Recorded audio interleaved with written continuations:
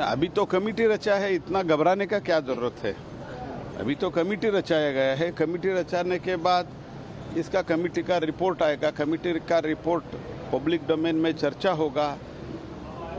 अगर पार्लियामेंट में जब आता है, पार्लियामेंट में चर्चा होगा। पार्लियामेंट प्रबुद्ध है, भारत देश का प्रजाप्रभुत्व एकदम मैच्योर्ड है, प्रबुद्ध प्रजाप्रभुत्व है, उसमें चर्चा होगा। इतना घबराने का क्या बात है।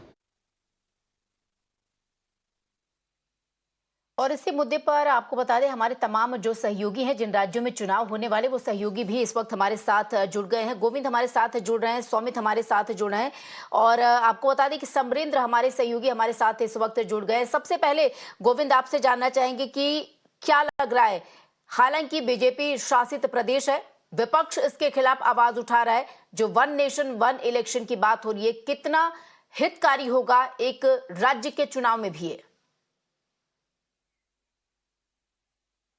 देखिए, ये कितना हितकारी होगा हम जाहिर तौर पर तो कुछ नहीं कह सकते हैं, because we are not the expert of this, but जो एक्सपर्टाइज्ड हैं इस सब संविधान की पकड़ रखते हैं, वो बेहतर बता पाएंगे। लेकिन बड़ी बात यह है कि this is not the suddenly raised demand in fact, और the speculations coming from India and justifications coming from NDA different in different way. लेकिन यहाँ पर समझने वाली बात यह है कि जैसा मैंने बताया कि सडनली कोई मांग नहीं उठी है, सडनली कोई ऐसा चर्चाएं नहीं हुई हैं। ये जो जिन है एक बार फिर से बोतल के बाहर आया है, एक राष्ट्र एक चुनाव। क्योंकि 2018 में लॉ कमीशन ने एक रिपोर्ट मोदी सरकार को सौंपी थी, जिसमें उन्होंने समर्थन किया था कि one nation one election theory को अपनाया जा सकता है। लेकिन ये इतना प्रैक्टिकली इतना आसान नहीं है, क्योंकि तमाम राज्यों का आपको कंसेंट लेना होगा, क्योंकि कई राज्यों में अभी अभी चुनाव हुए। कर्नाटक में भी सरकार बनी है और कुछ राज्यों में भी चुनाव होने हैं। 5 राज्यों में संभवतः नेक्स्ट 5 वीक्स में जो इलेक्शन कमीशन है वो घोषणा करेगा। मध्य प्रदेश, राजस्थान, मिजोरम, छत्तीसगढ़ और तेलंगाना में चुनाव को लेके। तो ऐसी तमाम चीजें हैं कि मोदी सरकार अगर इस बिल को लेकर आना चाहती है और इसके लिए कानून बनाना चाहती है, तो उसके लिए सबसे पहले जो कमलनाथ हैं उन्होंने भी कहा है कि इतना आसान नहीं है, पहले कंसेंट लेना होगा और एक सर्टेन अमेंडमेंट है जो संविधान में करना होगा। तो ये सारे कदम अपनाने के बाद ही ये संभव है कि इस थ्योरी को लिया जा सके। लेकिन इसके फायदे नुकसान क्या है, ये तो इसके एक्सपर्ट लोग ही बता पाएंगे। जी बिल्कुल गोविंद, आपका शुक्रिया हमारे साथ जुड़ने के लिए। और आपको बता दें, माजिद मेनन जी इस वक्त हमारे साथ जुड़ गए। माजिद जी, आपसे जानना चाहेंगे कि हालांकि ये कोई पहली बार नहीं जब मोदी सरकार द्वारा जिसके चर्चा की जा रही है, एक कदम आगे बढ़ाया गया है, पैनल गठित किया गया। इससे पहले भी देश में एक देश एक चुनाव हो भी चुका है, शुरुआती में जब हम आजाद हुए थे। उसके बाद भी अगर बात की जाए, जो चुनाव आयोग हमारा विधि आयोग है, उनके द्वारा भी इसका जिक्र किया जा चुका है। तो आप किस नजरिए से देख रहे हैं मौजूदा स्थिति में, मौजूदा हालात में?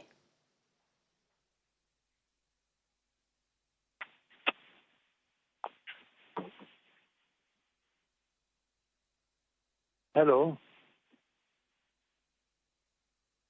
जी जी माजिद जी, अगर आपको मेरी आवाज आ रही तो आपसे जानना चाहेंगे, जो केंद्र द्वारा पुश किया गया है, ये कदम एक कदम आगे बढ़ी है केंद्र सरकार। पूर्व जो राष्ट्रपति थे उनकी अध्यक्षता में अब एक कमेटी का गठन कर दिया गया है, वन नेशन वन इलेक्शन। आपकी प्रतिक्रिया?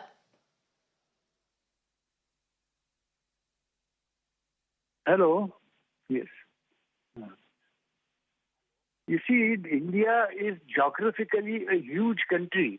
When it has to seek people's mandate, the voters number is 100 crore or thereabout, and therefore it's a mammoth job for the election commission to conduct a free and fair poll, as assurance is given under the Constitution of India. It is not an easy thing, nor can it be if you have to modify the whole system of electioneering. Then it is not a small job. As a matter of fact, the present government is envisaging the possibility of holding simultaneous elections, all elections in one stroke. We have given our feedback to that in our election parliamentary standing committees. It was discussed many times, and the opinions of all political parties, election commission, everything was invited. and they have been brought into as a feedback for the government to take a decision. But I think we have not come to a conclusion that, well, it is feasible to hold all the state elections and the union election, the parliament election, in one stroke together. It would become gigantic. Okay. We don't have that much strength of manpower, and you see the climatical situations also from North India to South India is different. You see, you can't simultaneously hold in any event. Of course, we can save a lot of money, we can save a lot of time if we can possibly hold elections simultaneously for the states and parliament. But it is not an easy job. I think it needs some more consideration. Right Majid ji, आपका बहुत बहुत शुक्रिया। ये आसान काम नहीं है और हमारे साथ बीजेपी के आरपी सिंह जी जुड़ गए हैं। आरपी सिंह जी, आपने भी सुना किस तरीके से माजिद जी साफ तौर पर कह रहे थे, और ये हर किसी का कहना है कि भारत जैसे जो विविधतापूर्ण देश है, यहाँ पर अचानक से वन नेशन वन इलेक्शन करना, फायदे तो बहुत नजर आ रहे हैं, लेकिन क्या जमीनी हकीकत पर ये लाजमी है? 1962 तक पूरे देश में एक साथ चुनाव होते रहे, असेंबली और पार्लियामेंट के बिल्कुल होते, ठीक ठाक होते रहे।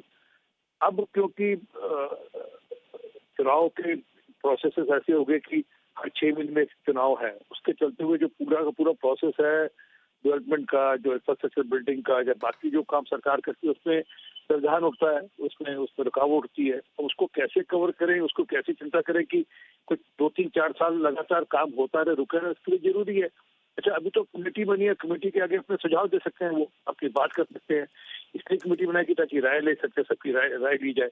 और मुझे लगता है कि सबको अपनी राय देनी चाहिए, अपनी राय रखें, उसके बाद एक कंसेंसस बनेगा, उसका सबकी सब आपस में बात कर उसमें आगे बढ़ाएंगे बात को। परंतु आप सिरे से किसी चीज को नकार दो, ठीक नहीं। और इसमें खर्चा भी बचेगा, और ये कहना कि हमारी क्षमता नहीं है भारत के अंदर, हमारी जो एडमिनिस्ट्रेशन है, हमारी जो लोकतंत्र में हमारी जो पूरी जो प्रणाली है, जो प्रोसेसेस है, उसमें खूब क्षमता है इस प्रकार की इलेक्शन कराने की। चलिए आरपी सिंह जी, आपका बहुत बहुत शुक्रिया इस पर हमारे साथ जुड़ने के लिए, बातचीत करने के लिए। तो बीजेपी द्वारा और खास तौर पर केंद्र सरकार द्वारा, आपको बता दें, ये नया जो एक कमेटी है नई, उसको गठित कर दिया गया, उसका गठन हो गया है।